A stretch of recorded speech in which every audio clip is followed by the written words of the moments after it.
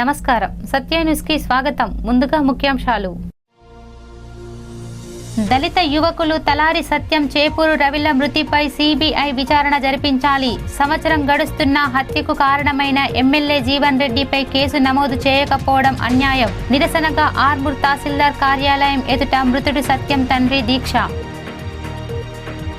బీడీ కార్మికులకు నగదు రూపంలోనే వేతనాలు చెల్లించాలి. వందలాది మంది బీడీ కార్మికులతో ర్యాలీ. ఆర్టీఓకు వినతి పత్రం సమర్పించిన తెలంగాణ ప్రగతిశీల బీడీ వర్కర్స్ యూనియన్ నాయకులు. చెత్త డంపింగ్తో ఇబ్బందులను ఎదుర్కొంటున్న 7వ వార్డు ప్రజలు.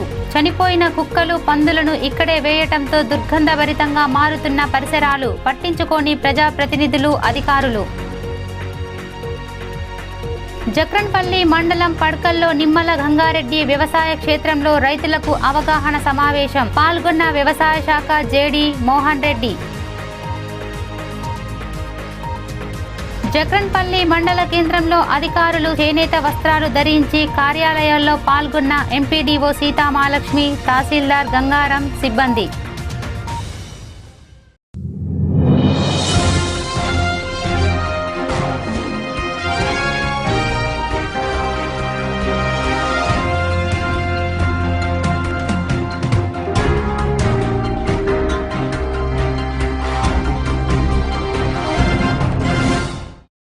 గత సంవత్సరం జనవరి 9న దళిత యువకులు తలారి సత్యం చేపూరు రవిలను ఆర్మూర్ పట్టణంలోని అంబేద్కర్ చౌరస్తా వద్ద టిప్పర్తో గుద్దించి చంపించిన ఆర్మూర్ ఎమ్మెల్యే జీవన్ రెడ్డిపై ప్రభుత్వం గాని పోలీసులు గాని ఎలాంటి చర్యలు చేపట్టలేదని నేడు మృతుడి సత్యం తండ్రి తలారి గంగాధర్ స్థానిక తహసీల్దార్ కార్యాలయం ఎదుట దీక్ష నిర్వహించారు.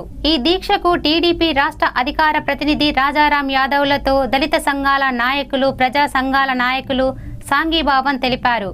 ముందుగా అంబేద్కర్ చౌరస్తాలోని అంబేద్కర్ విగ్రహానికి పూలమాలలు వేసి అక్కడి నుండి ర్యాలీగా దీక్ష శిబిరానికి వచ్చారు. ఈ సందర్భంగా మృతుడి తండ్రి తలారి గంగాధర్ అలియాస్ బక్కన్న మాట్లాడుతూ తన కుమారుడు సత్యంను ఆర్మూర్ ఎమ్మెల్యే జీవన్ రెడ్డి అంబేద్కర్ చౌరస్తాలో హత్య చేయించి నేటికి సంవత్సరం గడుస్తున్నా ప్రభుత్వం గాని పోలీసులు గాని ఎమ్మెల్యేపై ఇప్పటి వరకు ఎలాంటి కేసు నమోదు చేయలేదని ఆరోపించారు. అనంతరం టీడీపీ రాష్ట్ర అధికార ప్రతినిధి రాజారాం యాదవ్ మాట్లాడుతూ దళిత యువకులైన తలారి సత్యం చేపూరు రవిని ఎమ్మెల్యే టిప్పర్తో గుద్దించి హత్య చేశాడని అప్పటి ఆర్మూర్ డీఎస్పీకి ఫిర్యాదు చేసినట్లు తెలిపారు. అనంతరం అప్పటి జిల్లా ఎస్పీని కలవడం జరిగిందని, న్యాయం కోసం జిల్లా కేంద్రంలో కలెక్టరేట్ ఎదురుగా నెల రోజుల పాటు దీక్ష చేసినట్లు చెప్పారు. ఈ హత్య గురించి మానవ హక్కుల కమిషన్ ను, ఎస్సీ కమిషన్ ను కలిసినట్లు తెలిపారు. అనంతరం ఢిల్లీలో కేంద్ర మంత్రులతో సైతం కలిసి న్యాయం చేయాల్సిందిగా కోరినా ఇంతవరకు హత్య చేయించిన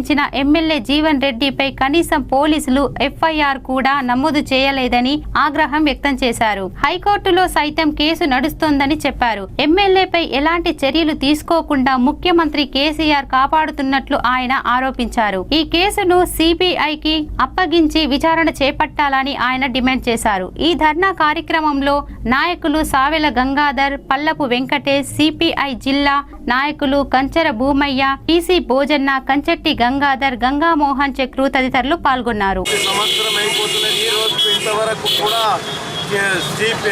సీఎం కేసీఆర్ ఇంతవరకు కూడా మమ్మల్ని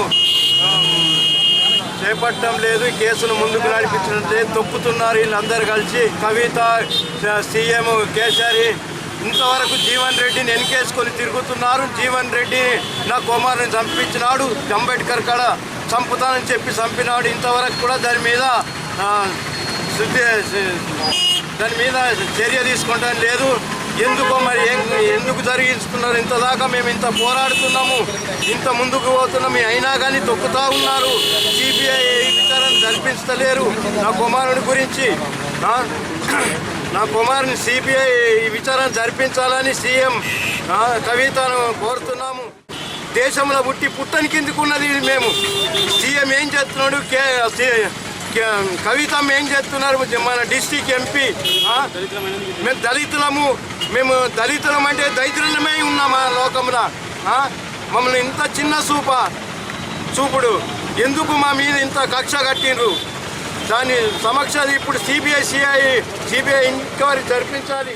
ఇదే రోజు గత సంవత్సరం అంటే జనవరి 9వ తారీఖు 2016లో మరి సాయంత్రం పూట చేపూరు రవి, తలారి సత్యం అనే యువకులు బైక్ మీద వెళ్తుంటే మరి యాక్సిడెంట్ రూపంలో హత్య చేయబడడం జరిగింది. తెల్లారి నుంచి తలారి సత్యం ఫాదరు తలారి బక్కన్న నా కొడుకుని వ్యక్తిగత కక్షలతోటి అతని యొక్క అరాచకాలని, అవినీతిని హైకోర్టులో ప్రశ్నించినందుకు నా కొడుకుని స్వయంగా మా స్వగ్రామస్తుడైనటువంటి జీవన్ రెడ్డి, మా పక్క ఇల్లు అయినటువంటి జీవన్ రెడ్డి చంపిండని చెప్పేసి గత సంవత్సర కాలంగా ఆయన పోరాటం చేస్తూ ఉన్నాడు. ఇక్కడ జనవరి 26వ తారీఖు నాడు మరి పోలీస్ స్టేషన్లో కేసు పెట్టడం జరిగింది, ఎస్పీని కలవడం జరిగింది. తర్వాత కలెక్టర్ ఆఫీస్ ముందర దాదాపుగా నిలబడి ధర్నా చేయడం జరిగింది, దీక్ష చేయడం జరిగింది. ఆ తర్వాత హైదరాబాద్లో మరి అన్ని సంస్థల్ని మరి పౌర హక్కుల సంఘ, హ్యూమన్ రైట్స్ కమిషన్ని, ఎస్సీ కమిషన్ కలవడం జరిగింది. ఢిల్లీలో సెంట్రల్ మినిస్టర్స్ కలవడం జరిగింది. హైకోర్టులో కేసు వేయడం జరిగింది, సుప్రీంకోర్టులో కేసు వేయడం జరిగింది. ఒక సంవత్సరం కావస్తున్నది. కనీసం ఇప్పటికీ మరి ఎస్సీ ఎస్టీకి సంబంధించినటువంటి కేసు పెట్టినప్పుడు, ఒక హత్యకు సంబంధించినటువంటి కేసు పెట్టినప్పుడు ఖచ్చితంగా ఎఫ్ఐఆర్ బుక్ చేస్తారు. మరి దళితులకు రక్షణ కల్పిస్తాను, దళితుల్ని ముఖ్యమంత్రి చేస్తాను, దళితులకు పూర్తిమైనటువంటి ప్రజాస్వామ్యం ఉంటుంది, సీమాంధ్ర ప్రాంతంలో మరి లేకుండే సీమాంధ్ర పాలకులకు మరి కలరాల్సిన హక్కులు అని చెప్పేసి అధికారంలోకి వచ్చినటువంటి ముఖ్యమంత్రి కేసీఆర్ గారు ఇలా తన ఎమ్మెల్యే అయినటువంటి జీవన్ రెడ్డి గారిని వెనుకేసుకొచ్చుకొని మరి ఇంతవరకు కూడా ఎఫ్ఐఆర్ బుక్ చేసుకోవడం అనేది ఈ ప్రజాస్వామ్య హత్య అని చెప్పేసి మనం భావించాల్సి వస్తుంది. ఇంకా ఏడాది గడిచింది. తలారి సత్యం, చేపూరి రావు అనబడ్డ ఇద్దరు దళిత యువకులు ఆర్మూరు పట్టణంలో అంబేద్కర్ చౌరస్తా వద్ద టిప్పర్ చేత తొలగించబడి చంపబడి సరిగ్గా ఏడాది గడిచింది. బేరీజ్ వేసి చూసినట్టయితే ఎన్నికల నియమావళిని ఉల్లంఘించి కాంటెస్ట్ చేసి ఎలక్షన్లలో గెలిచిన జీవన్ రెడ్డిని చట్టాన్ని తుంగలో దొక్కి జీవన్ రెడ్డి ఏదైతే ఎమ్మెల్యేగా నిలబడ్డాడో తను గల్ఫ్లో ఉన్నప్పుడు సుమారు 30 కోట్ల రూపాయలు అరబ్ బ్యాంక్ నుండి లోన్ తీసుకొని కట్టకుండా ఎగ్గొట్టి ఇండియా వచ్చేస్తే గల్ఫ్లో పోలీసులు లుక్అవుట్ నోటీస్ ఇచ్చారు. అక్కడ కేసు అయింది. అల్గర్బా పోలీస్ స్టేషన్లో ఆయన మీద కేసు ఉంది. ఆ కేసుని ఎలక్షన్లలో తను అఫిడవిట్లో చూపించలేదు. ఇది ఎన్నికల నియమాలు ఉల్లంఘన కాబట్టి ఆయనని అనర్హతగా ప్రకటన చేయాలని చెప్పి ఏదైతే చట్టం ప్రకారము సత్యం డిమాండ్ చేసిందో ఆ డిమాండ్ చేసి దాన్ని మిగతా ప్రజాస్వామ్యవాదులందరేమో చట్టము, రాజ్యాంగము, పౌర హక్కులు అనే కోణంలో చూస్తే ఒక్క జీవన్ రెడ్డి మాత్రమే తలారి సత్యాన్ని తన వ్యక్తిగత శత్రువుగా భావించాడు. నరేంద్ర మోడీ ప్రభుత్వం తీసుకున్న నిర్ణయాన్ని బీడీ కార్మికులకు శాపంగా మారిందని, బీడీ కార్మికులకు బ్యాంకుల ద్వారా కాకుండా నగదు రూపంలోనే వేతనాలు చెల్లించాలని తెలంగాణ ప్రగతిశీల బీడీ వర్కర్స్ యూనియన్ జిల్లా ఉపాధ్యక్షులు సూర్య శివాజీ డిమాండ్ చేశారు. ఆర్మూర్ పట్టణం జంబీ హనుమాన్ ఆలయం నుండి బీడీ కార్మికులు నినాదాలు చేస్తూ ర్యాలీ నిర్వహించారు.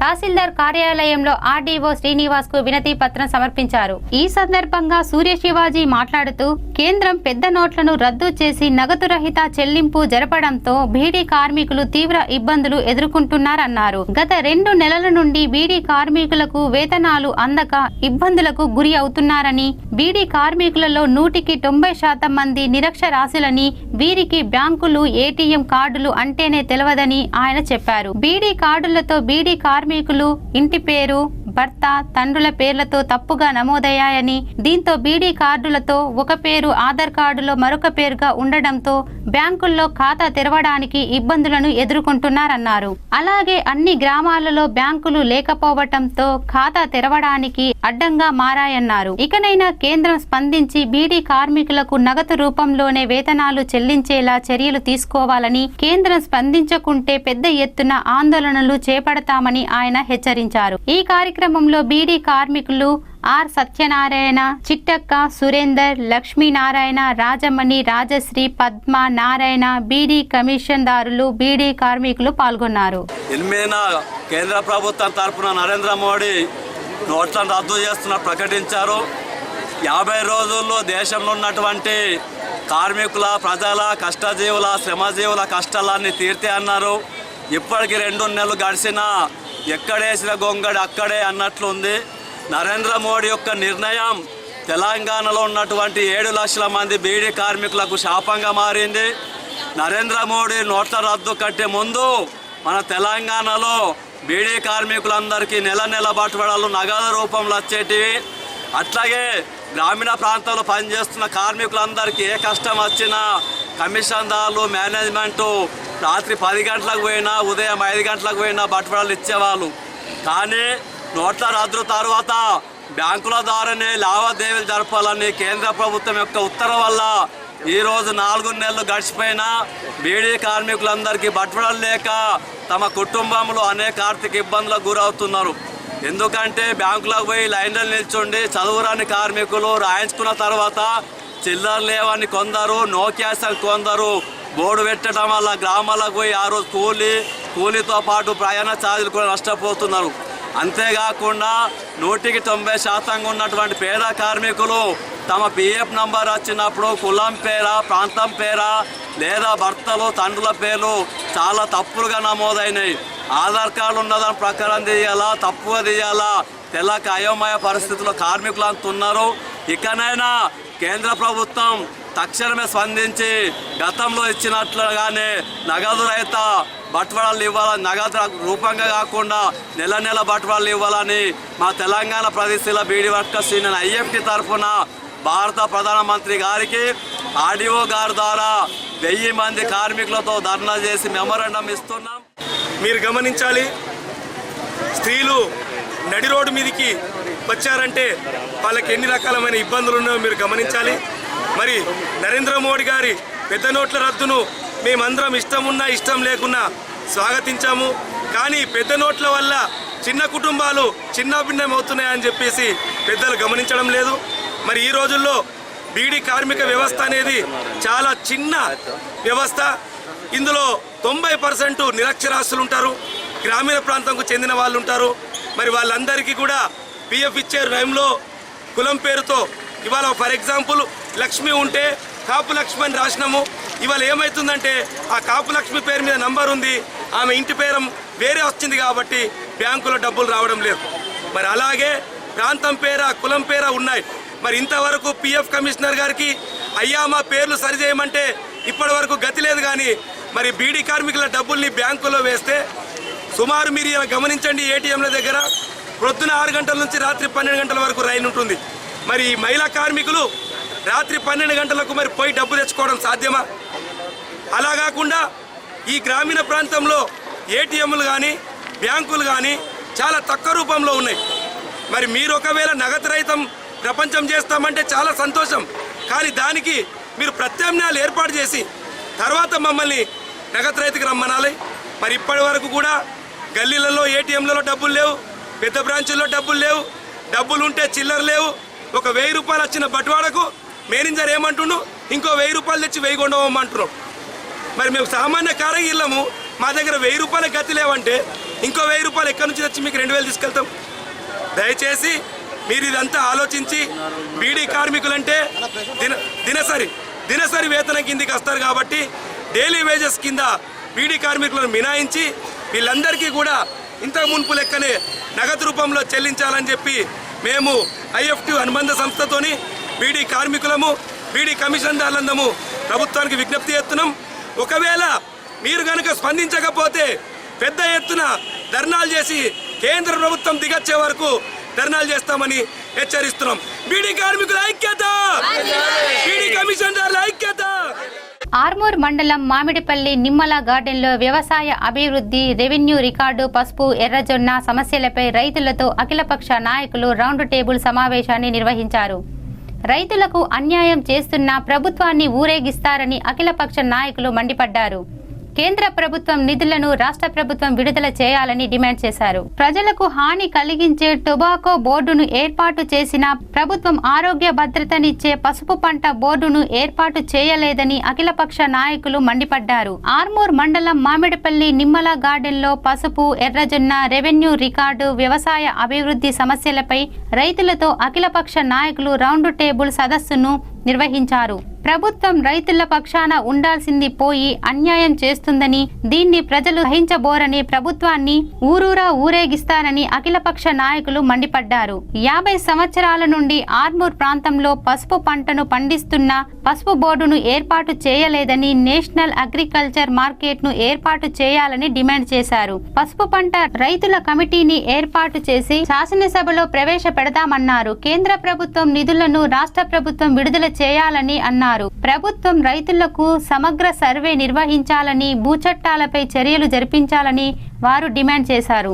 ఈ సదస్సులో కిసాన్ కేత్ రాష్ట్ర అధ్యక్షుడు కోదండరెడ్డి, మాజీ స్పీకర్ సురేష్ రెడ్డి, రాష్ట్ర నాయకులు నరసింహారెడ్డి, రైతు మజ్దూర్ రాష్ట్ర వైస్ చైర్మన్ అన్వేష్ రెడ్డి, రాజారాం యాదవ్, తహర్ బిన్ హమ్దాన్, రైతులు, ప్రజలు పాల్గొన్నారు. అన్ని పక్షాలు అందరూ మాట్లాడిన తర్వాత ఒక నిర్ణయం, దానిలో భాగంగానే ప్రతి ఏప్రిల్ మాసంలో రెవెన్యూ సదస్సులు విధిగా మండల ఆఫీసరు ఆయా మండలానికి పోయి అనేకమైన భూముల వివాదాలు జరిగాయి.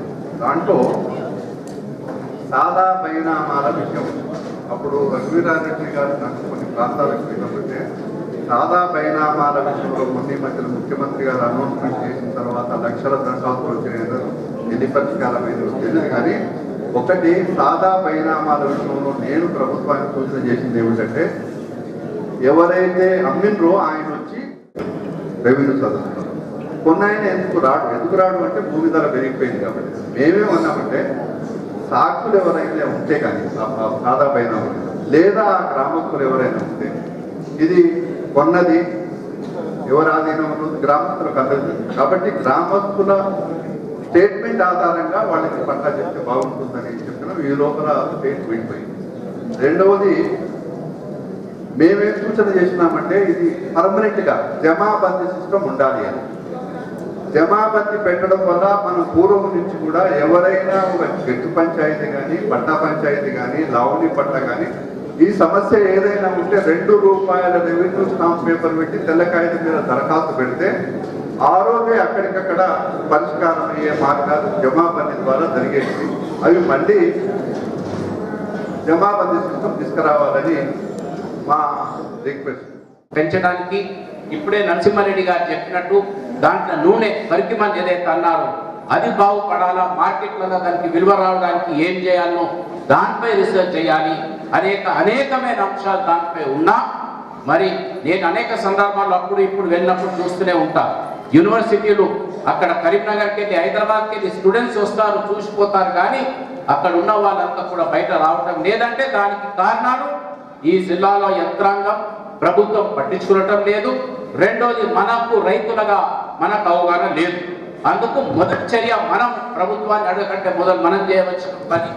మా మిత్రులు ఇప్పుడే కంచటి గంగాధర్ గారు సూచించినట్టు మనం ఒక ఏదైతే కోఆపరేటివ్ మూవ్మెంట్ లాగా ఈ పసుపు పంటపై పసుపు రైతులకే దీనిపై పట్టు ఉండాలి. కాబట్టి మనకు దానిపై ఒక చిన్న కమిటీ లాగా ఏర్పాటు చేపిస్తే తప్పనిసరిగా ఆ కమిటీ ఆ పరిశోధన కేంద్రంలో కావాల్సిన పనులు, పసుపు ధరపై కావాల్సిన పనులు, ఇవన్నిటినీ కూడా చర్యలు తీసుకుంటానికి బాగుంటుంది. కాబట్టి ఈ తీర్పుతో మీరు అంగీకరిస్తే ఆ సొసైటీని రైతుల నుంచి ఒక కమిటీని ఏర్పాటు చేసి రైతులు ఇవన్నీ కూడా పరిశీలించి ఆ కేంద్రాలకు వెళ్ళి అక్కడ ఎన్ని నిధులు వచ్చాయి, ఎంత ఖర్చు పెట్టారు, మీరు పడిగలు పోయారా, మీరు తల్వేలా పోయారా, లేకుంటే మీరు బాల్కొండకు పోయారా, వన్నెలకు పోయారని అడిగే హక్కు ఈ ప్రాంత రైతులకు దానిపై కల్పించాలి. కాబట్టి చేసే బదులు చేస్తావా, లేకపోతే ఆ రైతుని నిర్వీర్యం చేయాలి. షుగర్ కింద రైతుని నిర్వీర్యం చేయడానికి ఎవడన్నా కానీ ఒక నాయకుడు అనేవాడు మోటివేట్ చేయాలి. చెయ్యిరా బాబాడు ₹1,00,000 వస్తుందని చెప్పేసి దానికి నీళ్లు కూడా మరి నీకు ఇప్పుడు అకాల వర్షాల వల్ల వరి నష్టపోతారు. అదే మరి తిరిగి ఉండాలా, ఒక అధినేతగా, ఒక రాష్ట్ర అధినేతగా రైతులని సరైన బాటలో పెట్టాలా, లేకపోతే వరి తెగించి చెప్తావా నేను చేసేదే లేదు, నేను ఓపెన్ చేసేదే లేదని చెప్పేసి. కాంగ్రెస్ పార్టీ ఉన్నది ఇక్కడ, కాంగ్రెస్ పార్టీ కార్యకర్తలు నిన్ను ఊరూరా ఉరికిస్తారు బిడ్డ. కాంగ్రెస్ పార్టీ ఎప్పుడు కూడా రైతు పక్షపాతం కానీ రైతుకు న్యాయం జరిగేలానే ప్రవర్తించింది, కానీ ఏ రోజు కూడా రైతులకు అన్యాయం చేసే విధంగా ఏ చర్య కూడా తీసుకోవాలని సందర్భంగా తెలియజేస్తూ ఈ అవకాశం ఇచ్చిన మీ అందరికీ మరొకసారి ధన్యవాదాలు తెలియజేస్తూ సెలవు తీసుకుంటున్నాను. మరి పెద్దలు కోదండరెడ్డి గారు కూడా మరి తంబాకు బోర్డు గుంటూరులో ప్రభుత్వాలు పెట్టడం జరిగిందని చాలా కాలం కింద పెట్టిర్రు. మరి ఆరోగ్యానికి హానికరమైన తంబాకే బోర్డు పెట్టిర్రు. మరి మనుషుల ఆరోగ్యానికి ఎంతో ముఖ్యమైన పసుపు గురించి ఇప్పటి వరకు మరి ప్రభుత్వాలు పట్టించుకోలేదు. ఎంతో కష్టపడి ఇలా రైతన్న ఎర్రజొన్నలు కావచ్చు, పసుపు కావచ్చు, మరి ఏ విధమైన కూరగాయలు కావచ్చు, ఏ దానికి అసలు రైతు నిర్ణయించే ధర లేదే, దళారులు నిర్ణయించాలి తప్ప రైతు ఎప్పుడు కష్టపడి ఎండనక వాననక తుఫాన్ వస్తే నష్టపోయినా దేనికి కూడా రైతు హక్కు లేదు. కష్టపడ్డ పంటకు రైతు నిర్ణయించుకున్న పరిస్థితి. ప్రతి సోమవారం ఆర్మూర్ తహసీల్దార్ కార్యాలయంలో ప్రజావాణి కార్యక్రమాన్ని ఉదయం 10:30 నుండి 2 గంటల వరకు నిర్వహిస్తామని ప్రజావాణి కార్యక్రమానికి ఆర్మూర్ ఆర్డీఓ బాల శ్రీనివాస్ సూచించారు. ఆర్మూర్లోని తహసీల్దార్ కార్యాలయంలో నిర్వహించిన ప్రజావాణి కార్యక్రమానికి హాజరు అయ్యారు. ప్రజావాణిలో 4 ఫిర్యాదులు వచ్చినట్లు ఆయన చెప్పారు. ఈ సందర్భంగా ఆర్డీఓ బాల శ్రీనివాస్ మాట్లాడుతూ ప్రజలు తమ వినతులను ముందుగా మండల స్థాయి కార్యాలయంలో మాత్రమే దరఖాస్తు చేసుకోవాలన్నారు. మండల స్థాయిలో పరిష్కారం కాని ఫిర్యాదులను మాత్రమే జిల్లా కేంద్రానికి పంపించడం జరుగుతుందన్నారు. ప్రతి సోమవారం నిర్వహించే ప్రజావాణి కార్యక్రమానికి మండల స్థాయి అధికారులందరూ తప్పనిసరిగా హాజరు కావాలని సూచించారు. భూ సమస్యలపై పహానీలో పేరు మార్చుటకు తదితర సమస్యలపై ప్రజల నుండి ఫిర్యాదులు స్వీకరించామని వీటిని వారం లోపల పరిష్కరించేందుకు కృషి చేస్తామని వెల్లడించారు. ప్రజలకు ఎలాంటి ఇబ్బందులు కలగకుండా సమస్యలను పరిష్కరిస్తామని ఆయన పేర్కొన్నారు. ఈ కార్యక్రమంలో tahsildar Rajender, municipal commissioner Shailaja, MPDO Lingaiah, R and B DE, IKP supervisor Zakira Begum, IKP Gangaram, RWS AE Rajender తదితరులు పాల్గొన్నారు.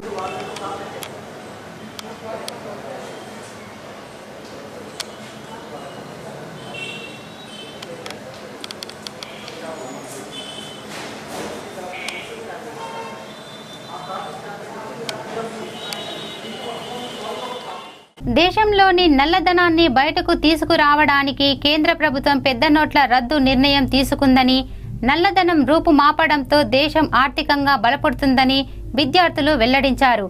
ఆర్మూర్ పట్టణం జిరాయత్ నగర్లోని విద్యా హైస్కూల్లో నోట్ల రద్దు సమాజంలో జరుగుతున్న లాభ నష్టాలు అనే అంశంపై 8, 9, 10వ తరగతి విద్యార్థులతో చర్చా వేదిక నిర్వహించారు. ఈ సందర్భంగా విద్యార్థులు తమ అభిప్రాయాలు, సూచనలను ముఖాముఖి చర్చతో పంచుకున్నారు. పెద్ద నోట్ల రద్దు మంచి నిర్ణయమని, కానీ గ్రామీణ ప్రాంతాల్లోని ప్రజలు నగదు రహిత లావాదేవీలు జరపడానికి కష్టతరమవుతుందని అన్నారు. ఈ సందర్భంగా విద్యా హైస్కూల్ డైరెక్టర్ గోపీకృష్ణ మాట్లాడుతూ విద్యార్థులకు సమాజంలో జరుగుతున్న అంశాలను నిశితంగా పరిశీలించాలనే ఉద్దేశంతోనే ఈ చర్చా వేదికను ఏర్పాటు చేశామన్నారు. నోట్ల రద్దుతో ప్రజలకు ఏర్పడే లాభ నష్టాలు తదితర అంశాలపై విద్యార్థులు చక్కగా చర్చించుకున్నారని, ఇలాంటి వేదికలు విద్యార్థులకు నిర్వహిస్తే వారిలో ప్రశ్నించే తత్వం ఏర్పడుతుందని ఆయన పేర్కొన్నారు. ఈ కార్యక్రమంలో Vidya high school director Praveen Pawar, vice principal Pragathi, పాలనా అధికారి సందీప్, తులసి కుమార్, ఉపాధ్యాయులు, విద్యార్థులు పాల్గొన్నారు. Still now we have got so many crores. The bank, in the banks we have seen so much of money is stored. No compensation were given to them. If I want a soap, we are getting now 25-30 rupees for small soap. We are putting a nearly to 50 rupees for big soaps, giving company names. Maybe this time by removing all this black money out, those prices may get down and we may get at low prices. Holding that, store that black money and they use it to sanction loans to build a poor man's houses. High స్కూల్లో రూపాయలు 500, 1000 నోట్ల రద్దు గురించి మన ప్రధాని నరేంద్ర మోడీ గారు రద్దు చేయడం జరిగింది నవంబర్ 8 అర్ధరాత్రిన. అప్పటి నుండి జరిగినటువంటి వివిధ అంశాల మీద మరి మన స్థితిగతులు ఎట్లా ఉన్నాయి, సమాజంలో కరెన్సీ ఏ విధంగా రన్ అవుతుంది, బ్యాంకులు ఏ విధంగా వర్క్ చేస్తున్నాయి, మరి సామాన్యులకు ఎటువంటి లాభ నష్టాలు జరుగుతున్నాయి అనేటువంటి అంశాలపైన మా యొక్క పాఠశాలలో ఈనాడు డిబేట్ చర్చా వేదికని నిర్వహించడం జరుగుతుంది. దీనికి మనకు 8th, 9th, 10th విద్యార్థుల నుంచి గ్రూపులుగా చేసి వారి యొక్క అభిప్రాయాలను సేకరించడం జరిగింది. చాలామంది విద్యార్థులు కూడా మన యొక్క ప్రధాని నరేంద్ర మోదీ ఈ యొక్క అంశాన్ని వాళ్ళు ఎంతో లాభదాయకంగా తీసుకుంటూ స్ఫూర్తిదాయకంగా తీసుకుంటూ మన దేశాభివృద్ధిలో ఈ యొక్క నిర్ణయం కీలక పాత్ర అవుతుందని చెబుతూ అదేవిధంగా సామాన్యులకు జరుగుతున్నటువంటి కొన్ని కష్టాలను ప్రభుత్వం దూరం చేసినట్లయితే ప్రతి ఒక్కరికి ఇది మంచి జరుగుతుంది. రాబో రోజుల్లో మరి యొక్క ధరలు తరుగుదల ఉంటుంది, ప్రజలకు అందుబాటులో మనీ ఉంటుంది. తర్వాత బ్యాంకు కూడా ఇతరత్ర విషయాలలో వాళ్ళకి లోన్లు ఇవ్వడం వల్ల సామాన్యుడు సైతం మంచి స్థితిలో బ్రతకడానికి అవకాశం ఉంటుందనేటువంటి అంశాలని మా యొక్క విద్యార్థులు ఇక్కడ ఇవ్వడం జరుగుతుంది. Think in a society, he introduced us new technology, and he take out the total black money and corruption from our country. With that black money, by money he using that money for the poor persons to construct house, and it is a very nice idea to do like this, and with this we can take out all the corruption from our society. By that Narendra Modi is very dear Prime Minister ever has saw, and his implementation was also good, but that there was some defect in that. He can do it more than better, but he did very good. I support him. He introduced us new programs like Beti Bachao, Beti Padhao, Beti Bachao, and many more than. And this newly demonetization, I support him. He has done a good work. His idea was great because of this idea we can catch the black money headers, and he wanted to make our India as a corrupt free. I think he is good, and he is planning more about the people by providing the schemes like the Swachh Bharat and Beti Bachao, Beti Padhao, and many other schemes were provided for the rural peoples. I think he is a best than other. Armoor పట్టణంలోని 7వ వార్డులోని church కాంపౌండ్లో చెత్తను dumping చేయడంతో colony వాసులు తీవ్ర ఇబ్బందులు ఎదుర్కొంటున్నారు. చనిపోయిన పశువులు, కుక్కలు, పందులను తీసుకువచ్చి ఇక్కడే వేయటంతో కాలనీ పరిసరాలు దుర్గంధభరితంగా మారుతున్నాయని కాలనీ వాసులు ఆందోళన వ్యక్తం చేస్తున్నారు.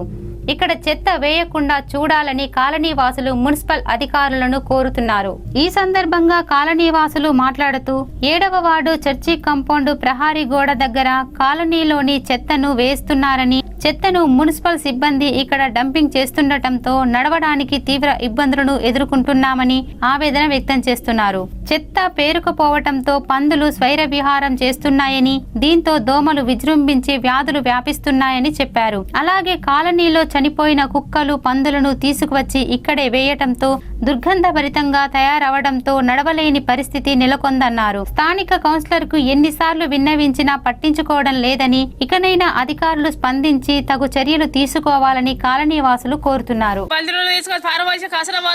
మొత్తం డింగన్ మాకు మాకు లేని బీమారు వస్తున్నాయి. భాగవతం ఉన్నది ఇటు ఎట్లా మేము లాస్ట్కున్నామంటున్నాను. ఏమి అందులో బంధువుల్లో మాకు ఇదే లేదా ఎట్లా ఓట్లు ఎత్తలేమా, ఏమెత్తలేమా, మేము ఏం చేస్తలేమా. ఇంటికి 4-5 ఓట్లు ఉన్నాయి, 7 ఓట్లు ఉన్నాయి. మేము ఇంత బాగా పెట్టుడు మా ఇంటి సుఖ 9-10 ఉన్నాయి. ఇంత అందేరు ఉన్నది మాకు. ఇంత డకిలి ఏంటి ఎటండి లాస్ట్కు ఉన్నారంటున్నా, నీళ్ళు ఎటండి పడిపోయి అంటున్నానే. కౌన్సిలర్ చెప్పినామా? కౌన్సిలర్ చెప్పినాము. చెప్పినా ఆయనతో చేస్తామంటాడు, అవతల పడతాడు. పందులు ఇక్కడ ఇస్తారా? పందులను ఇటే పడేస్తున్నారు. ఎంత మొత్తుకున్నా పందులు చదివి అట్లా అత్తే ఎంత అంటున్నాం. ఎంత అన్నగానిలో దూసుకొని సదరు అయిపోయి వాళ్ళు చంపుకుంటారు, అవతల పడతారు. ఇడిచి పెడుతున్నారు, అవతల పడుతున్నారు. తెచ్చి మళ్ళీ కూడా అవతల పడేస్తున్నారు. దోమలు వస్తున్నాయి. దోమలు అయితే సీతం దోమలకు తరపోతే దోమలు మాకు బీమార్లు వస్తున్నాయి. ఏమి ఇంటే ఒక ముసలి పడ్డాడు అయితే మా ముసలయ్యకు ఇట్లా లేని భాగవతం ఉన్నది. ఇప్పుడు ఈ ముసలయ్య సగ పడిపోయిండు దోమలు అసలుకే. ఈ దోమలకే తరపోకుండా ఇంత భాగవతం ఉన్నది మాకు. వాళ్ళు పట్టించుకుంటే వాళ్ళు లేరు మమ్మల్ని ఇక్కడ. జక్రన్పల్లి మండలం పడకల్లో నిమ్మల గంగారెడ్డి వ్యవసాయ క్షేత్రంలో రైతులకు శిక్షణ అవగాహన సమావేశంలో వ్యవసాయ శాఖ జేడి మోహన్ రెడ్డి, పవన్ చందర్ రెడ్డిలు పాల్గొని రైతులకు పలు పంటలపై సూచనలు చేశారు. రైతులు తాము పండించిన పంటను తక్కువ పెట్టుబడితో ఎక్కువ సంపాదన వచ్చే విధంగా వ్యవసాయ పరికరాలు, పంట విత్తనాలు సిద్ధంగా ఉన్నాయన్నారు. రైతులు వ్యవసాయ శాఖ అధికారుల సూచనలను పాటించాలని తెలిపారు. ఈ సందర్భంగా వ్యవసాయ శాఖ జేడి మోహన్ రెడ్డి మాట్లాడుతూ రైతులకు కొత్త పంట విత్తనాలు వచ్చాయని, అలాగే తక్కువ సమయం ఎక్కువ విత్తన అభివృద్ధి జరిగే వంగడాలు వచ్చాయని అన్నారు. మరియు తక్కువ పెట్టుబడితో ఎక్కువ సంపాదన సంపాదించవచ్చని అన్నారు. రైతులకు పంటలకు కావలసిన కొత్త పరికరాలను అందుబాటులోకి వచ్చాయని అన్నారు. అలాగే జిల్లాకు ఆర్డినేటర్ పవన్ చందర్ మాట్లాడుతూ కొత్త పంట విత్తనాలు అందుబాటులో వచ్చాయని, పప్పు దినుసులతో రాష్ట్రం ముందు వరుసలో ఉండి పంటలను పండించాలని అన్నారు. నాణ్యమైన కొత్త వంగడాలతో పప్పు దినుసులను పంటలు పండించి తక్కువ సమయంలో ఎక్కువ పంట చేతికి వచ్చి మందులు కలవు అన్నారు.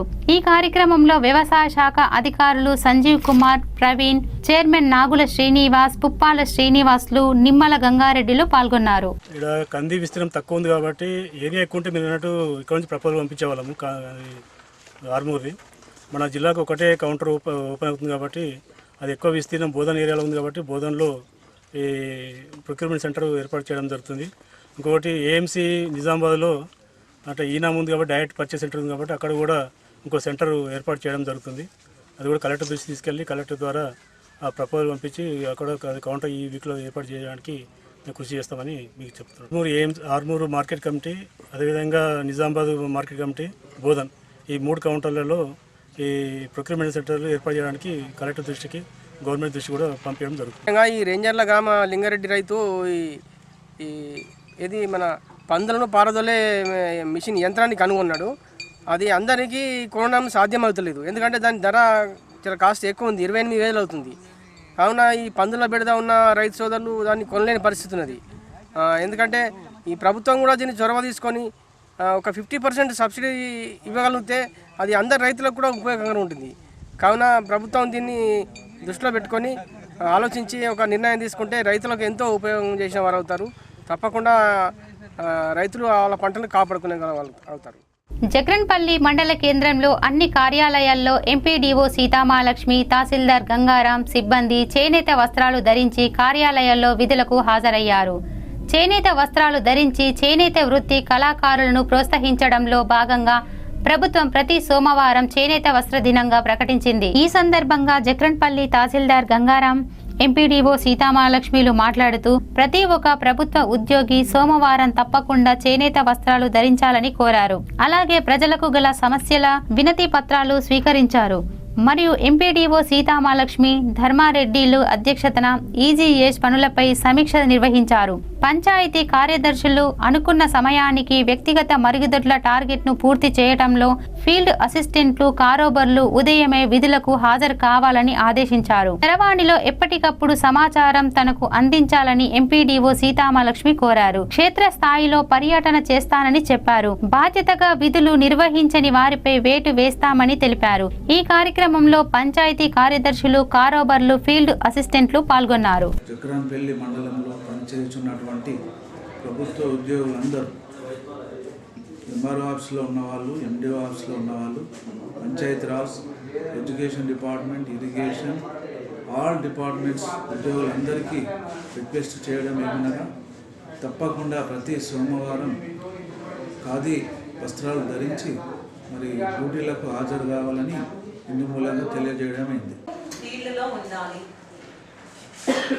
కారోబార్లు కానీ సెక్రటరీస్ కానీ ఏమాత్రం శ్రద్ధ తీసుకోవట్లేదు.